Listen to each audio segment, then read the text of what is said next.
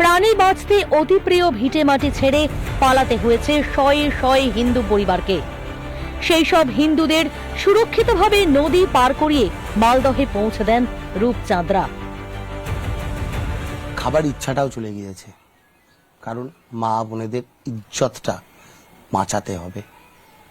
ইজ্জত বাঁচানোর যে লড়াই, সেই লড়াইটা চালিয়ে যাচ্ছেন রূপচাঁদরা।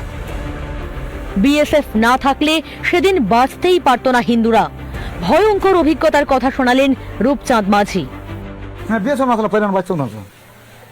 ওরাই তো ঘর থেকে বাইকে বাড়ি করে দিয়েছে, চলো নৌকায় পার হও, নৌকায় পার। আমাদের 7টা বিএসএফ যখন আমাদের শুনে নিল কে, তখন তখন এই 7টা বিএসএফ আমাদের এখান থেকে কল করে দিয়েছে, তখন হাইলাইট হয়।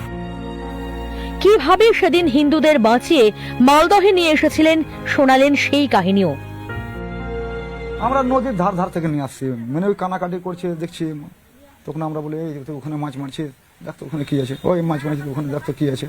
তারপরে আমাদের কিছু ফেরি মাঝিরা, কিছু মাছ মারা হলদাররা, তারপরে জুটে দিয়ে ওরা নিয়ে আসে। তখন ওই কাকা এই থেকে ব্যাপার, তখন আমি নৌকায় চাপলে দিয়ে আমি তখন নিয়ে আসে। অন্য মানুষদের তো বাঁচালেন, কিন্তু নিজের পরিবারকেই ফিরিয়ে আনতে না পারার আক্ষেপ রূপচাঁদের গলায়।